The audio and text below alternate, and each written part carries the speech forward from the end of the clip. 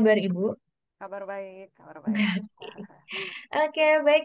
Selanjutnya bisa langsung saja untuk share materinya ya Ibu ya. Terima kasih. Oke, ini sudah terlihat ya slide saya. Sudah terlihat, Bu.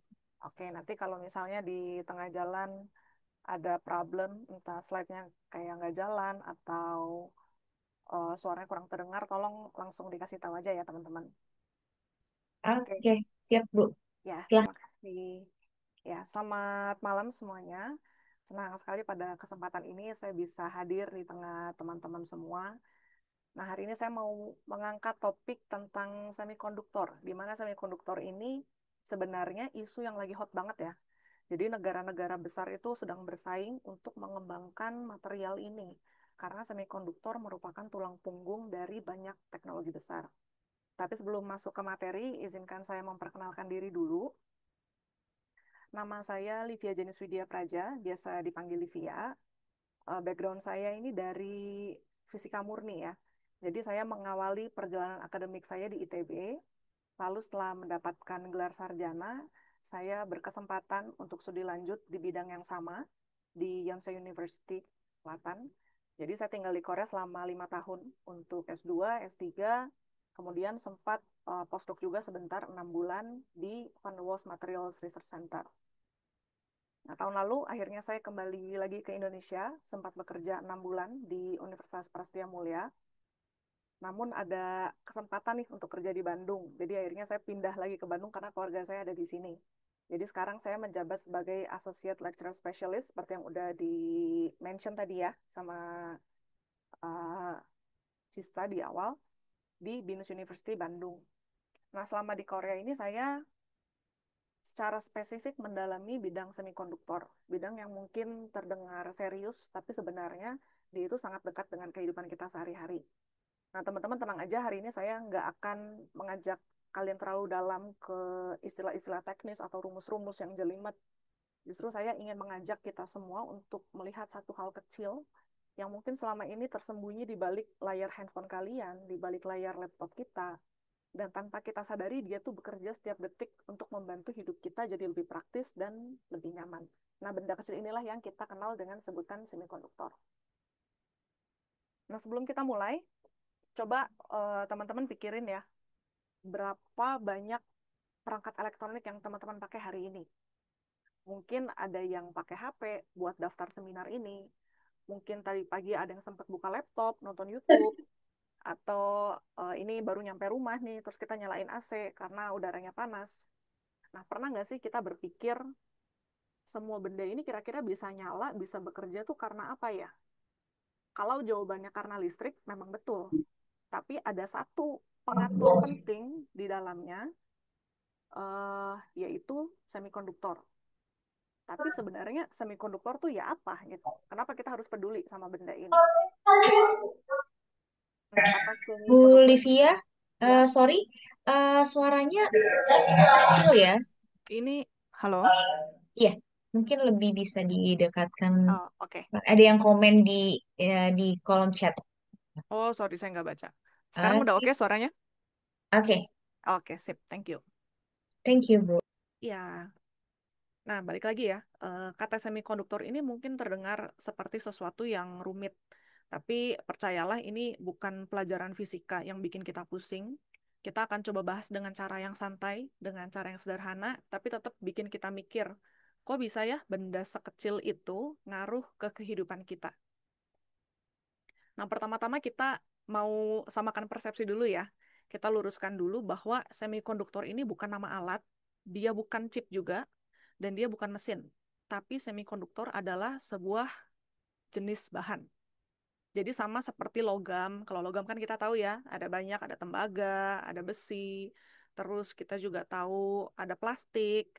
Nah, semikonduktor ini juga sebuah material, dan dia punya sifat yang sangat unik. Kalau logam, kita udah tahu ya, logam itu kan dia menghantarkan listrik. Artinya, arus listrik itu bisa lewat terus tanpa hambatan.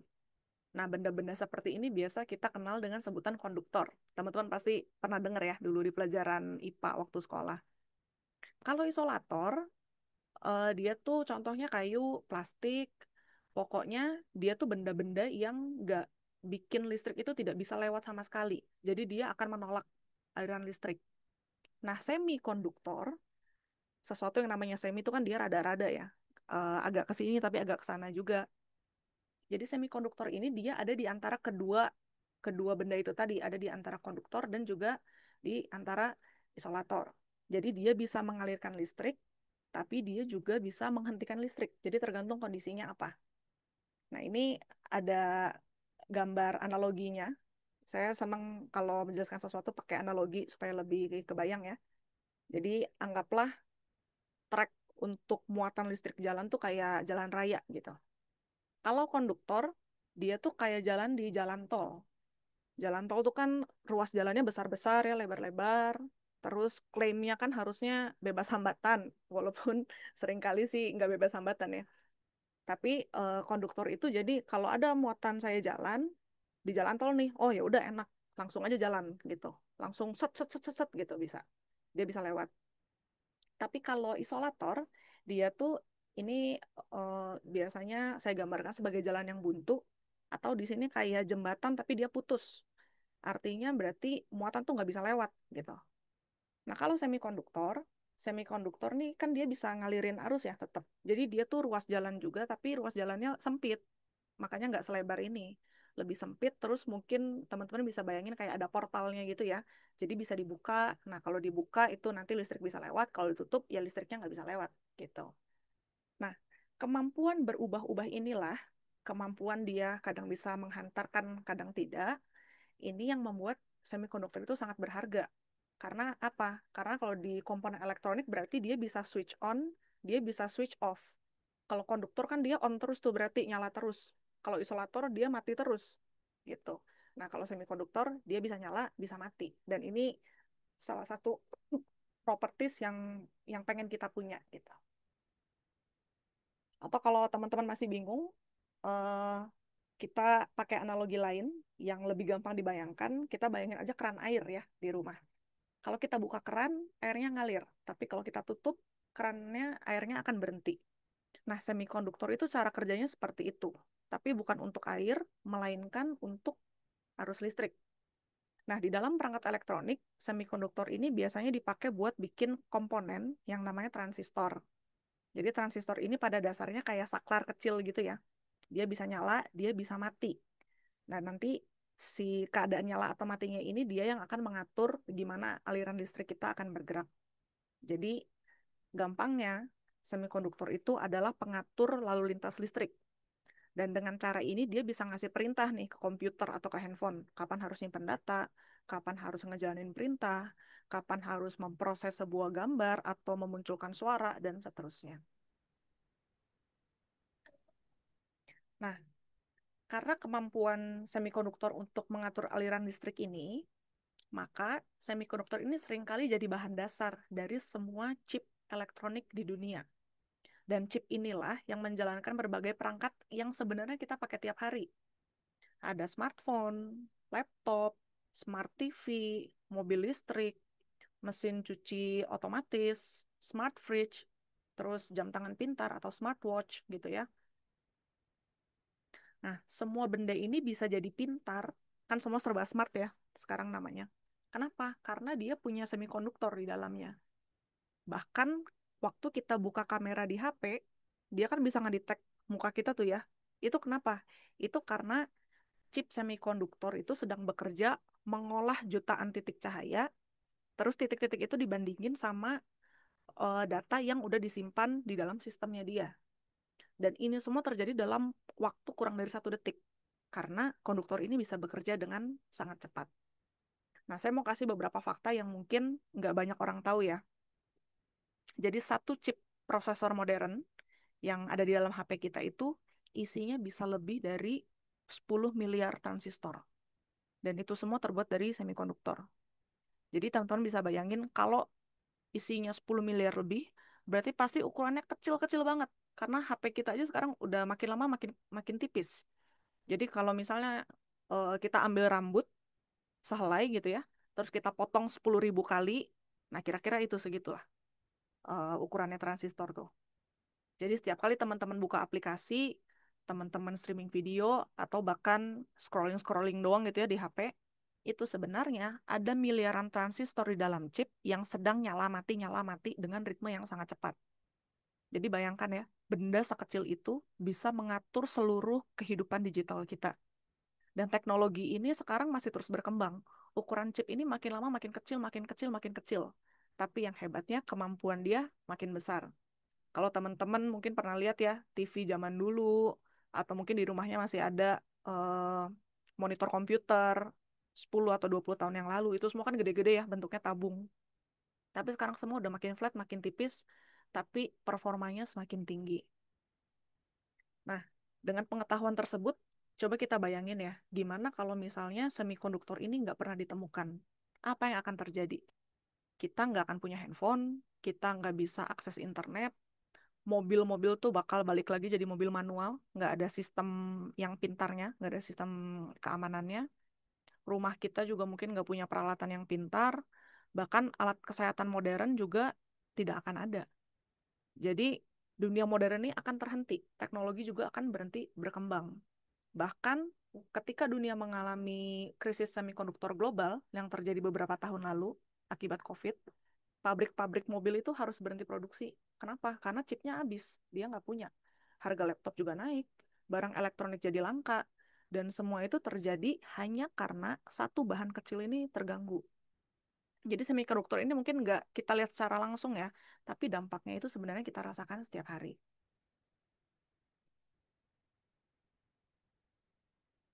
Nah, setelah kita tahu apa itu semikonduktor, sekarang kita masuk ke pertanyaan berikutnya. Sebenarnya semikonduktor tuh dipakai di mana aja sih di kehidupan kita? Jawabannya nyaris di mana-mana. Tapi uniknya, karena bentuknya itu kecil banget ya, dan tersembunyi di balik casing-casing perangkat kita tuh suka nggak sadar akan keberadaan si semikonduktor ini. Nah, kita mulai dari yang paling dekat ya. Yang pertama, smartphone. Saya yakin semua yang ada di sini sekarang lagi sambil pegang HP. Nah, HP yang kelihatannya simple itu, cuma kotak aja gitu, di dalamnya ada ratusan, ribuan, bahkan jutaan komponen kecil, dan semuanya itu bisa bekerja karena si semikonduktor. Nah, semikonduktornya ada di mana? Oh, dia ada di touchscreen ya, di layar sentuh kalian. Kenapa? Supaya ketika jari kalian nempel ke layarnya, dia bisa ngasih respons. Nah, itu semikonduktor juga tuh yang kerja. Terus di kamera, kalau kita mau foto kan biasa si kameranya ini bisa fokus otomatis ya. Terus dia bisa ngenalin, oh ini muka nih, yang ini bukan. Terus dia sekarang udah bisa menyesuaikan brightness-nya, cahayanya. Itu juga karena kerja semikonduktor. Chip prosesor di handphone kalian, dia bisa memampukan kita untuk buka aplikasi, buat main game, buat edit foto, kirim-kirim pesan, dan semua ini dilakukan secepat kilat ya. Prosesnya tuh cepet banget. Nah, yang jarang diketahui itu tadi, smartphone zaman sekarang ini punya lebih dari 10 miliar transistor kecil dalam satu chip. Jadi ukurannya tuh lebih kecil dari sebutir debu gitu ya. Tapi dia mampu mengatur, dia mampu menyimpan informasi dalam hitungan detik saja. Jadi sebenarnya setiap hari kita tuh lagi bawa komputer super mini di kantong kita. Isinya adalah miliaran gerbang listrik kecil yang bekerja tanpa henti setiap kali kalian buka handphone. Nah, perangkat berikutnya ada laptop ya. Smart TV juga termasuk. Jadi ini nih kayak sekarang kita lagi Zoom meeting atau kalian yang lagi kuliah lagi ngerjain laporan atau lagi nonton YouTube, streaming film. Semua itu terjadi karena ada semikonduktor yang sedang bekerja keras. Jadi layar laptop kita bisa nyala karena ada chip yang ngontrol si layarnya. Kamera bisa nangkep wajah saya ketika saya lagi ngomong gini karena di sini dia punya sensor yang berbasis semikonduktor. Terus data-data di laptop kalian nih disimpannya kan di SSD atau di flash memory. Itu semua basisnya juga semikonduktor.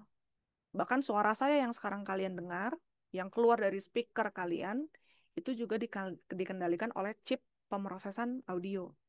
Jadi tanpa kita sadari, satu pekerjaan saja, buka laptop, kerja, ini sebenarnya melibatkan jutaan transistor yang bekerja bersamaan di balik layar. Terus sekarang kita coba lihat yang lebih besar lagi ya, misalnya mobil nih. Kalau zaman dulu tuh kan mobil tuh cuma soal mesin sama bensin. Tapi kalau sekarang mobil tuh udah kayak komputer. Kenapa? Ada sensor parkirnya, ada kamera 360 derajat, ada layar sentuhnya juga di dashboardnya ya, ada sistem navigasi, bahkan udah punya rem otomatis, udah punya mobil yang sekarang udah bisa parkir sendiri. Nah, semua itu hanya mungkin terjadi karena chip semikonduktor yang memproses data dari sensor-sensor tadi secara real time. Kan sensornya ada banyak. Itu semua sama dia digabung jadi satu. Dan sama dia diproses sampai akhirnya dia bisa membuat sebuah keputusan. Nah, mobil listrik kayak Tesla gini katanya dia pakai lebih dari 2000 chip dalam satu buah kendaraan. Jadi kalau nggak ada semikonduktor, mobil-mobil modern zaman sekarang ini isinya cuma kerangka besi aja. Atau hal yang lebih personal ya, misalnya smartwatch. Smartwatch ini kan sekarang kalau dulu cuma untuk nunjukin waktu, tapi sekarang udah bisa ngitung step ini, jumlah kita jalan berapa, ngukur detak jantung, mendeteksi pola tidur, bahkan memperkirakan tingkat stres kita. Nah, semua fitur ini terjadi karena di dalam sini itu lagi dipasang sensor kecil yang dibuat dari semikonduktor. Dan semuanya ini bergantung pada teknologi sensor yang sangat presisi ya. Dan itu semua asalnya dari semikonduktor itu tadi. Atau yang lagi hit sekarang rumah pintar, smart home. Jadi kalau dulu saya pergi sama papa mama gitu ya. Kalau udah maghrib pasti, ayo cepat pulang. Karena lampu di rumah belum dinyalain. Nah sekarang udah nggak perlu kayak gitu. Karena lampu udah bisa nyala otomatis lewat handphone. Kalian tinggal tinggal ini aja ya dari handphone on, nanti lampu di rumah langsung nyala. Sama juga halnya dengan AC. Kalian bisa kontrol dari HP langsung.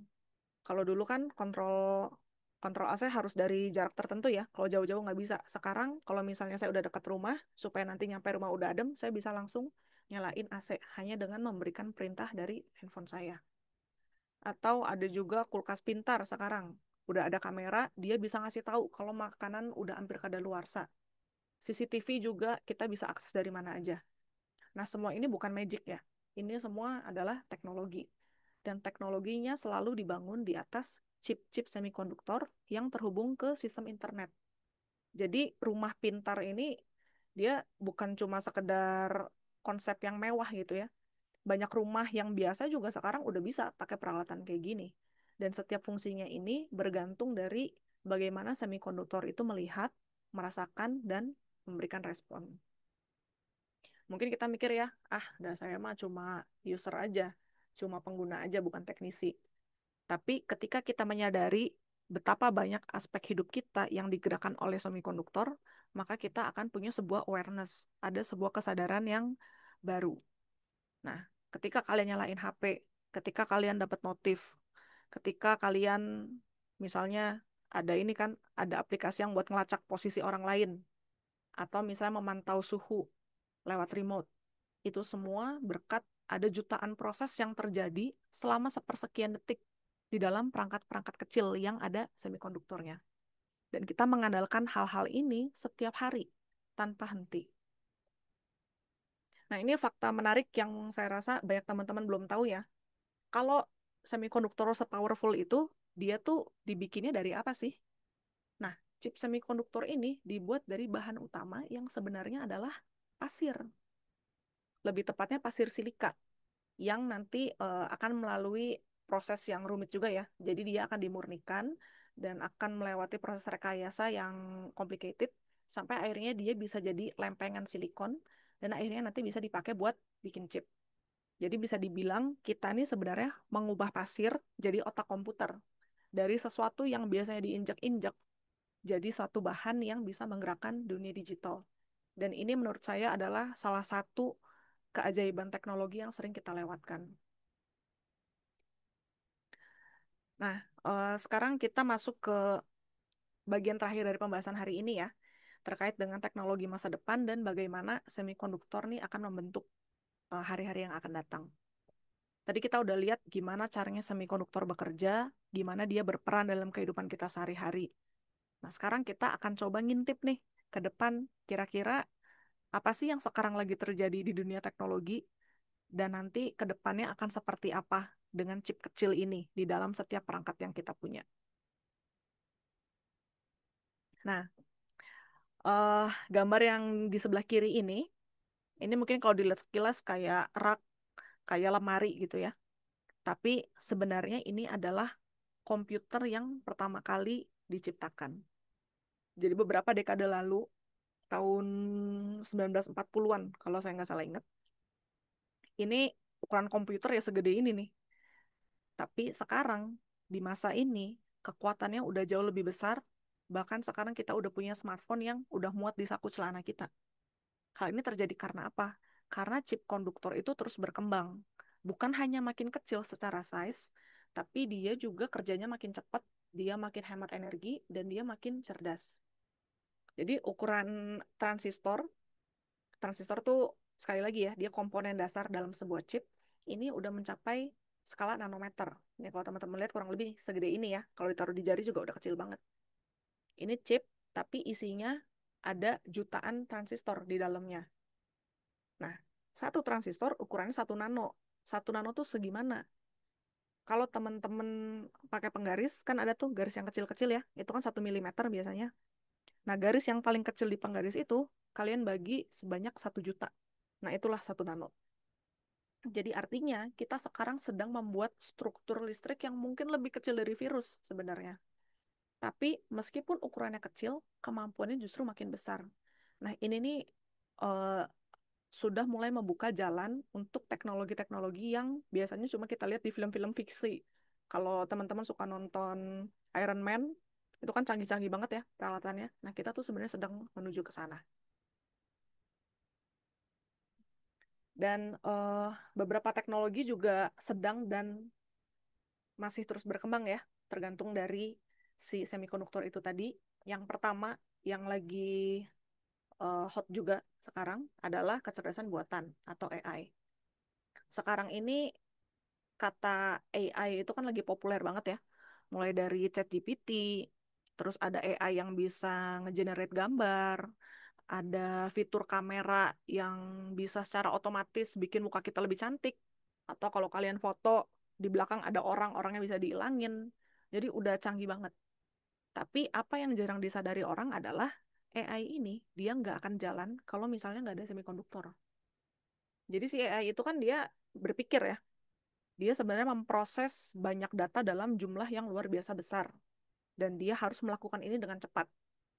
Jadi kalau misalnya ada AI yang dipakai di rumah sakit nih, biasanya dipakai untuk deteksi penyakit kan. Misalnya dari citra USG atau misalnya CT scan, dia mau mendeteksi kanker. Berarti AI ini kan harus menganalisa ribuan citra medis dalam waktu yang sangat singkat. Sampai akhirnya dia bisa notice, oh berdasarkan data yang udah saya pelajari, ini adalah kanker. Atau yang mungkin lebih relate ya sama kita, Google Translate. Pasti teman-teman pernah pakai. Google Translate itu ngapain? Dia akan menganalisa jutaan kombinasi kata dari seluruh dunia dalam hitungan detik. Dan nanti apa yang kalian masukin langsung dia translate berdasarkan hasil analisa dia tadi. Bahkan AI yang buat ngerekomendasi video di TikTok itu juga diproses oleh chip yang membaca kebiasaan kita dan memprediksi apa sih yang pengen kita tonton selanjutnya. Nah, semua proses ini bisa terjadi karena adanya chip semikonduktor khusus yang disebut GPU dan NPU. Jadi nanti ini akan dirancang khusus untuk memproses data paralel dalam skala yang sangat besar. Jadi tanpa semikonduktor, AI ini juga sebenarnya hanya teori. Atau ini ya, autonomous vehicles atau mobil tanpa sopir lah kita bilang. Jadi mobil di masa depan atau bahkan yang sekarang juga sudah ada ya, udah mulai hadir sekarang ini. Mereka tuh nggak cuma sekedar tahu jalan aja, tapi mereka juga bisa membuat sebuah keputusan. Jadi kalian bayangin ya, kalau si mobil pintar ini waktu dia jalan, dia tuh banyak yang dilakuin. Dia harus bisa mendeteksi rambu lalu lintas, dia harus bisa ngenalin mana kendaraan, mana pejalan kaki, mana rumah, terus jaraknya berapa, apakah saya harus berhenti atau saya harus nyalip. Nah, itu semua dilakukan tanpa campur tangan manusia. Dan untuk bisa melakukan semua itu, mobil ini dilengkapi dengan banyak hal ya. Ada kamera supaya dia punya sensor visual, ada namanya lidar. Lidar itu semacam radar basisnya laser, ada sensor jarak, ada GPS atau peta digital. Nah, semua sensor ini nanti dia akan ngumpulin data terus-menerus. Kalau datanya udah ada, terus tugasnya siapa dong? Ngolah data dan menginterpretasikan data tersebut secara real time. Nah, itu adalah tugasnya si chip semikonduktor tadi yang ada di dalam mobil. Jadi tanpa chip semikonduktor yang handal, yang hemat energi, si mobil ini juga pasti akan sangat lambat merespon dan bahkan bisa jadi berbahaya. Ini supaya lebih kebayang aja ya, saya cari tahu kira-kira satu mobil otonom tuh bisa ngumpulin berapa data per hari. Katanya dia ngumpulin data sampai 4 terabyte. Jadi dia setara dengan 1.000 film berkualitas HD. Dan ini semua, data ini dia analisa seketika supaya mobil itu bisa bereaksi sama kayak manusia memberikan reaksi. Canggih banget ya. Nah, eh, selain teknologi otomotif, teknologi kesehatan juga mengalami revolusi yang sangat besar dan semikonduktor tetap jadi bagian terpentingnya. Jadi kalian coba bayangkan ya, sekarang udah ada sebuah alat kecil, ini bisa ditempelin di badan kita untuk apa?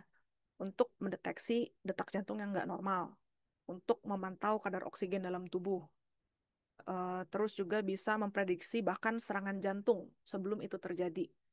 Dan ini bukan imajinasi ya, ini kenyataan. Alat-alat seperti ini sudah ada dan sedang dikembangkan oleh banyak peneliti di berbagai penjuru dunia. Dan semua ini bekerja berkat chip dan sensor semikonduktor. Bahkan ada startup yang sekarang ngembangin pil elektronik. Jadi ini kapsul, kayak obat gitu ya, kapsul. Ini bisa ditelen, tapi di dalam sini dia tuh naruh banyak sensor, dia naruh kamera. Jadi nanti begitu si kapsulnya ini masuk ke dalam badan, dia tuh bisa merekam, dia bisa mengirimkan data di saluran pencernaan kita. Jadi ini pasti chip di dalamnya harus sangat kecil, harus kuat, harus aman, karena dia kan masuk ke dalam badan. Bahkan katanya sekarang Apple Watch juga udah bisa ngirim data EKG langsung ke rumah sakit, supaya pasien jantung tuh bisa dipantau dari jauh. Nah, ini semua adalah perpaduan antara wearable atau barang-barang yang bisa dipakai ya, AI dan juga semikonduktor. Nah, sekarang kita naik satu level lagi dan masuk ke dunia yang lebih futuristik ya, yaitu quantum computing. Kalau komputer biasa, laptop gitu atau HP itu bekerja dengan bit. Jadi kalau teman-teman lihat biasa tuh 0101 gitu ya. Pilihannya cuma ada dua. Artinya semua informasi itu disimpan dan diproses dalam dua pilihan saja. Tapi kalau di komputer kuantum ini, informasinya tidak terbatas pada 0 atau satu saja. Dia bisa ada di dua keadaan sekaligus karena mengikuti hukum fisika kuantum, makanya disebutnya quantum computing. Jadi kalau dibahas di bahasa ilmiah sih dibilangnya superposisi. Artinya apa? Artinya komputer kuantum itu dia bisa memproses jutaan kemungkinan secara paralel, bukan satu persatu ya, tapi serentak gitu bareng-bareng. Nah, aplikasinya apa? Aplikasinya dia bisa buat nemuin obat baru dalam hitungan menit. Karena komputer kuantum ini kan dia bisa mensimulasikan reaksi kimia yang sangat kompleks. Atau dia juga bisa memecahkan sandi keamanan atau enkripsi yang sekarang nih butuh waktu sampai ribuan tahun kalau dilakukan oleh komputer biasa. Dan juga dia bisa digunakan untuk optimasi besar-besaran kayak perencanaan logistik, simulasi iklim, atau sampai ke prediksi pasar. Tapi tentunya kalau kita mau melakukan ini semua, kita akan butuh hardware yang baru ya. Jadi kalau chip semikonduktor yang konvensional yang sekarang udah nggak bisa dipakai lagi. Nah, kalau misalnya masih susah dicerna, eh kita bayangin aja kalau komputer biasa tuh kayak sepeda motor. Tapi kalau komputer kuantum nih, dia kayak pesawat jet. Jadi beda kecepatannya tuh luar biasa. Tapi tetap awal dari semua pengembangan ini basisnya adalah dari semikonduktor. Nah, walaupun semikonduktor ini ngasih kita banyak peluang ya, tapi dunia juga menghadapi tantangan besar. Yang pertama ada krisis chip.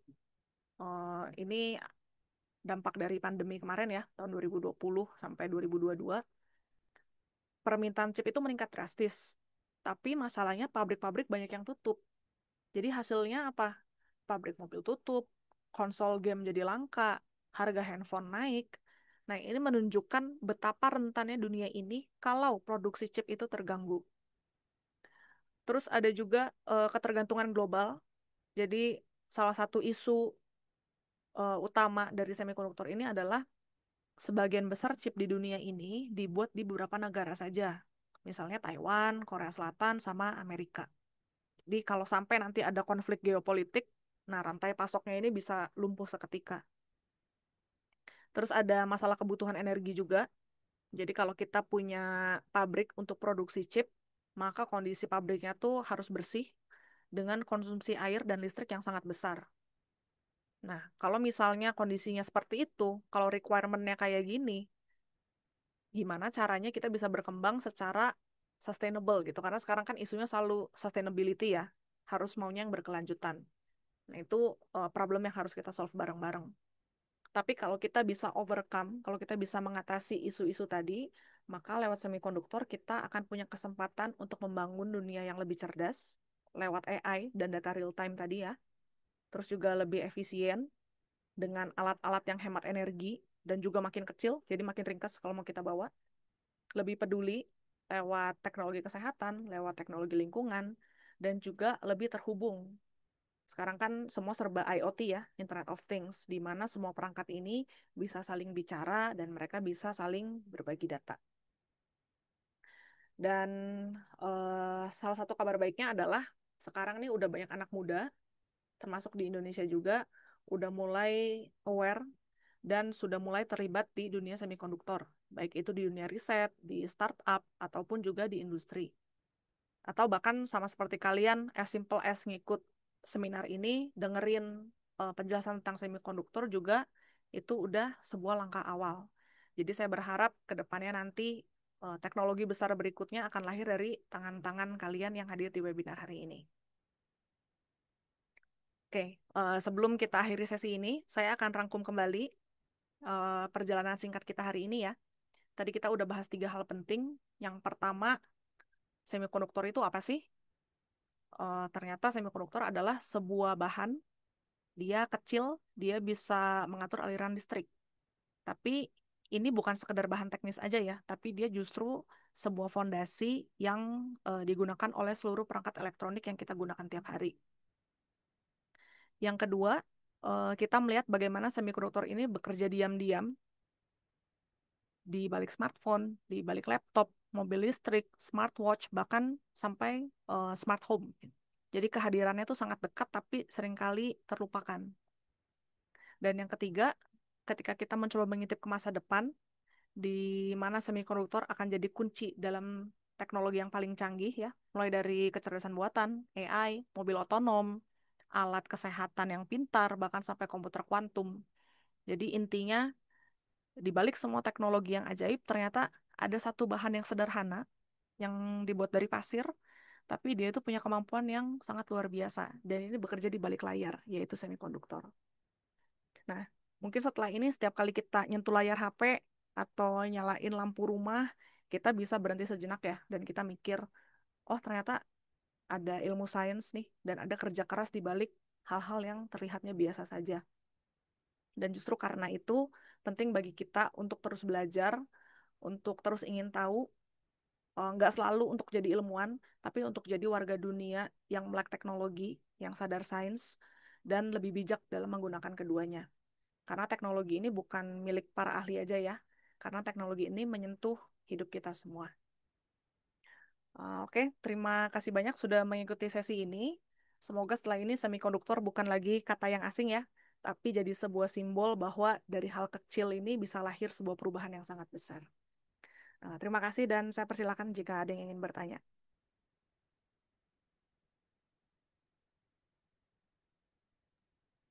Teman-teman, jika ada yang ingin bertanya, bisa mengetikkan di kolom chat atau bisa langsung raise hand dan menyalakan kamera ya teman-teman ya.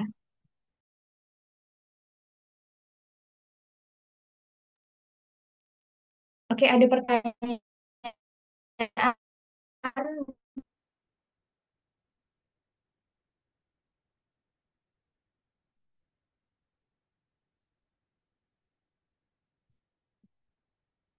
Ada pertanyaan dari Muhammad Ihsanuddin Alvarez.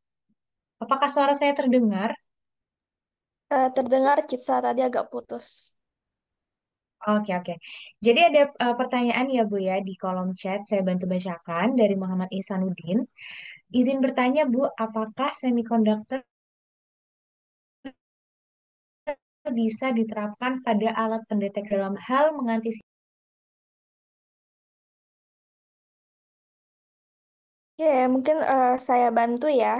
Em, ini ada yang bertanya, Bu, dari Kak Muhammad Ihsanuddin, apakah semikonduktor bisa diterapkan pada alat mendeteksi gempa atau bencana lainnya dalam hal mengantisipasinya lebih cepat? Ya, silahkan. Oke. Suara saya terdengar ya? Iya, Bu. Oke. Terima kasih ya untuk pertanyaannya. Jadi jawabannya bisa, tapi dengan catatan. Jadi semikonduktor ini dia bukan alat pendeteksi gempa secara langsung, tapi dia adalah komponen penting dalam alat-alat sensor seismik yang biasa dipakai untuk mendeteksi getaran tanah. Karena tadi kan kita juga selalu bahas ya, semikonduktor tuh bukan bukan barang jadinya, tapi dia tuh sebuah komponen utama dalam benda-benda yang kita pakai. Jadi secara sederhananya gini ya, sensor gempa itu dia biasanya ada komponen elektronik di dalamnya. Misalnya apa? Sensor getaran. Dia harus bisa ngerasain kalau ada getaran tertentu. Terus harus ada penguat sinyalnya dan juga harus ada chip untuk memproses sinyal tersebut. Nah, proses-proses ini nanti akan bergantung di semikonduktor. Jadi bisa nggak si semikonduktor ini mendeteksi getaran yang sangat kecil dari dalam bumi supaya nanti bisa early detection itu ya. Jadi gempa tuh kan biasa nggak langsung gede, pasti ada sinyalnya dulu dikit. Nah, begitu ada getaran yang sangat kecil itu, bisa nggak getaran itu nanti dikonvert sama semikonduktor jadi sebuah sinyal. Nanti sinyalnya sama dia dikirim ke pusat pemantauan gitu. Jadi caranya sebenarnya kurang lebih gitu ya. Semikonduktor itu bukan alat pendeteksi, tapi kalau nggak ada semikonduktor, si alat pendeteksi juga nggak bisa kerja sebenarnya.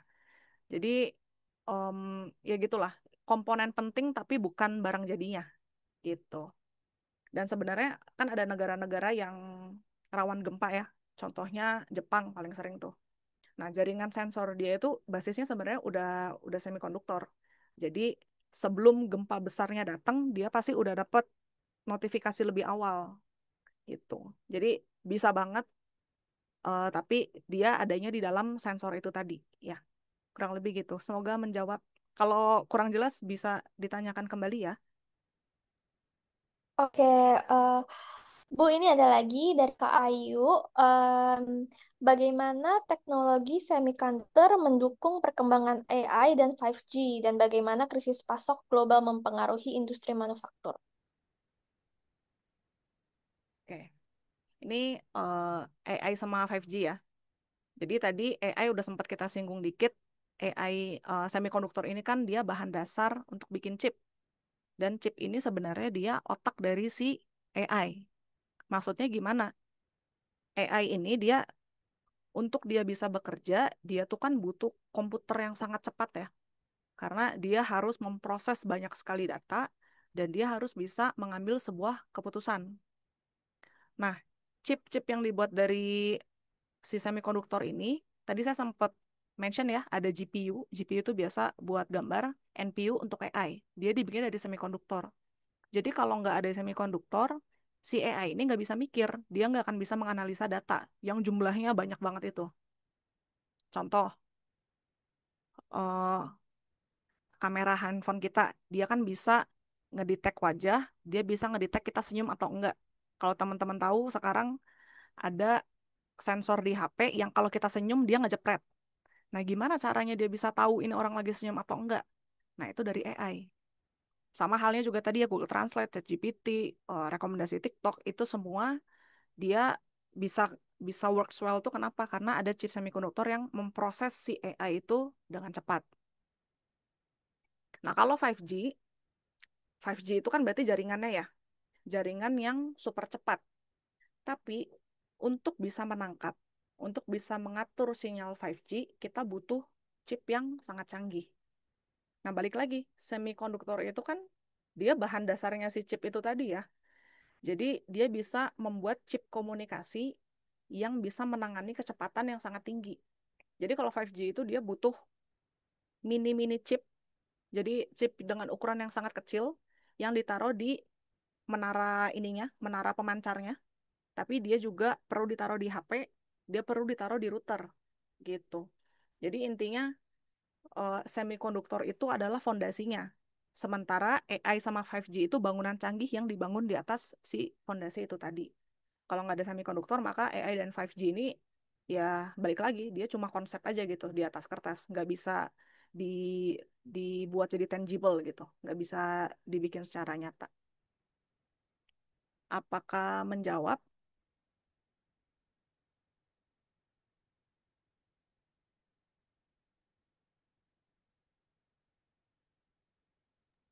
Oke, em, mungkin ini ada lagi Bu yang bertanya. Hmm, Iya, oke, sebentar. Dari Kak Dery ya, apakah semikonduktor akan membuat mobil listrik dan robot lebih canggih di masa depan? oke. Ini masalah robot ya. Sekarang jawabannya sebenarnya muter-muter ya, balik lagi. Karena tanpa semikonduktor, robot sama mobil listrik itu nggak akan jadi cerdas, nggak akan jadi efisien. Karena otaknya tadi base-nya on semiconductor. Jadi kalau robot, robot tuh kan satu dia punya sensor ya.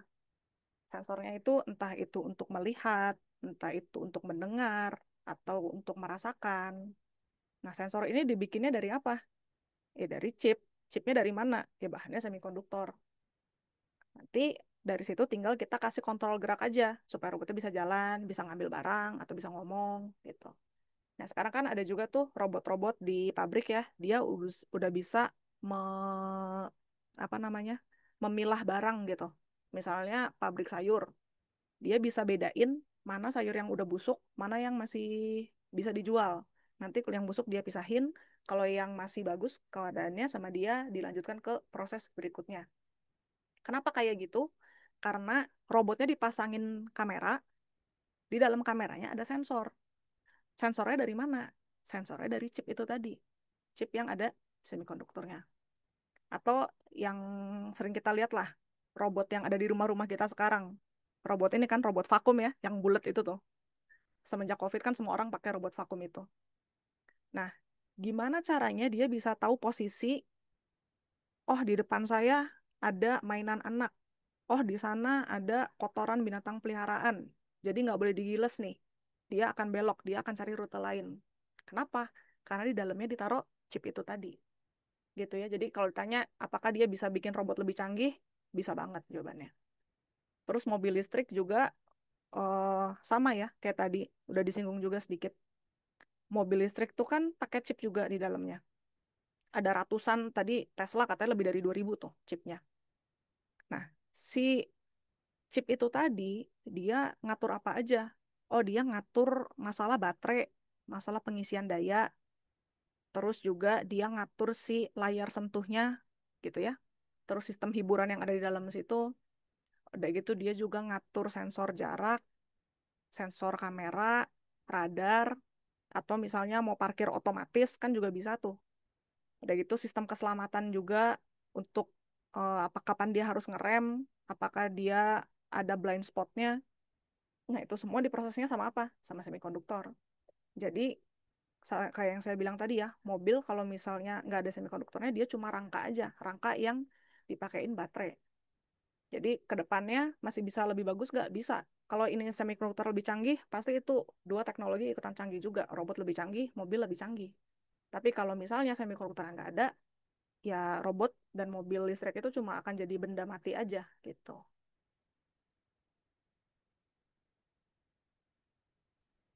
Oke, mungkin selanjutnya ya Bu ya. Mungkin kita punya 10 menit lagi untuk Q&A. Ini ada dari Kak Hmm. Rian Pranata. Dengan berkembangnya industri semikonduktor, skill apa yang sebaiknya mulai dipelajari agar bisa ikut berkontribusi di bidang ini? Oke. Jadi gini ya, ada satu buah problem yang saya identifikasi, eh, mungkin khususnya di Indonesia ya, karena kan saya lahir dan besar di sini, Saya dulu dari kecil sampai kuliah juga sampai S1 selalu di Indonesia. Jadi saya melihat bahwa ada sebuah isu yang cukup krusial bahwa orang Indonesia tuh lebih senangnya sama teknologi yang apa ya, yang aplikatif itu satu, yang bisa langsung kelihatan bentuknya, dan kedua tuh yang komersil, yang bisa cuan gitu. Nah, kita tuh kurang invest di ilmu-ilmu fundamental, di ilmu-ilmu dasar yang kadang kalau dipelajarin memang rasanya abstrak ya. Cuma satu hal penting yang perlu kita garis bawahi adalah gimana caranya sebuah teknologi bisa berkembang ketika kita nggak punya ilmu dasar yang kuat. Jadi ini agak nggak make sense menurut saya. Jadi em, kalau ingin belajar semikonduktor, skill utama yang harus dipelajari adalah pemahaman fundamentalnya dulu. Nah, kalau dari kacamata saya yang sebagai orang sains, ya yang pasti belajar fisika, belajar em, dunia mikroskopik ya, dunia yang tidak terlihat oleh mata telanjang kita. Gimana caranya si muatan ini bergerak, apa yang terjadi dalam perangkat-perangkat elektronik. Nah, itu pemahaman-pemahaman seperti itu yang harus kita pahami dulu sebelum nanti kita mikirin ini teknologinya apa ya, gitu. Tanpa pemahaman itu, si teknologi itu ya nggak akan jadi juga, gitu. Sekarang kalau kita ngomongin semikonduktor ya, salah satu eh, industri yang paling besar di dunia kan sekarang Samsung. Samsung tuh punyanya Korea.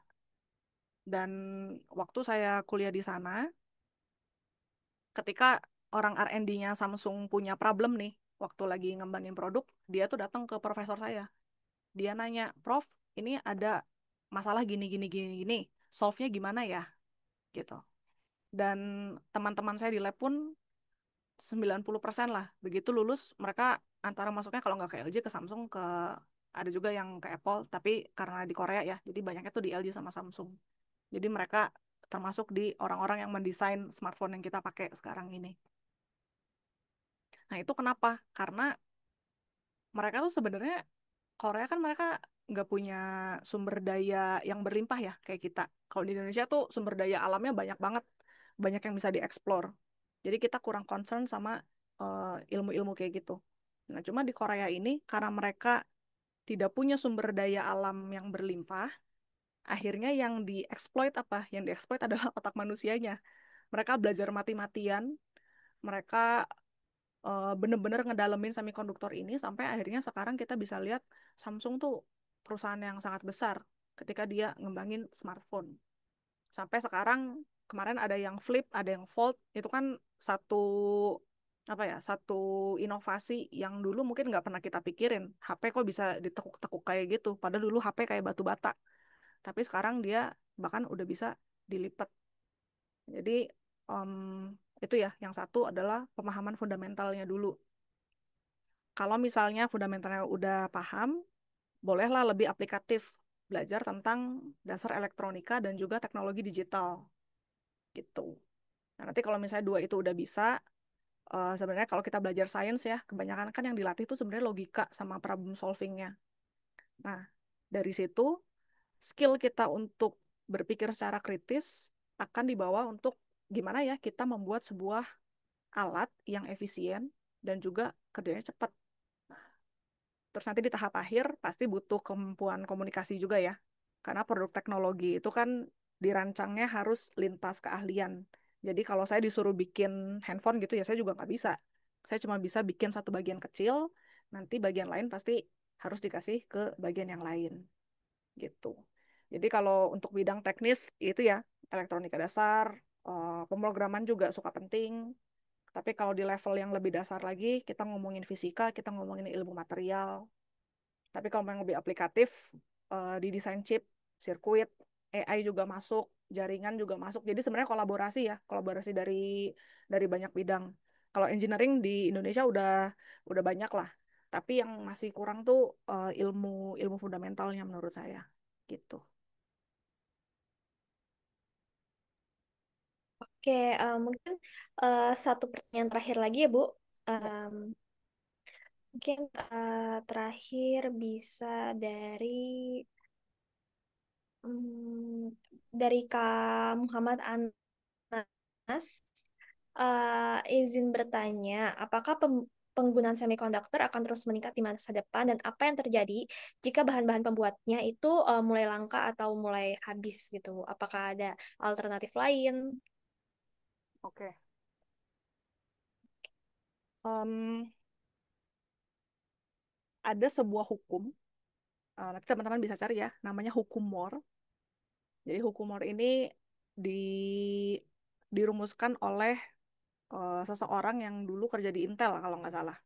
Jadi beliau ini mengamati bahwa si ini ya, transistor yang kita pakai itu, dia tuh tiap 2 tahun, dia jumlahnya akan meningkat 2 kali lipat, tapi size-nya akan semakin kecil.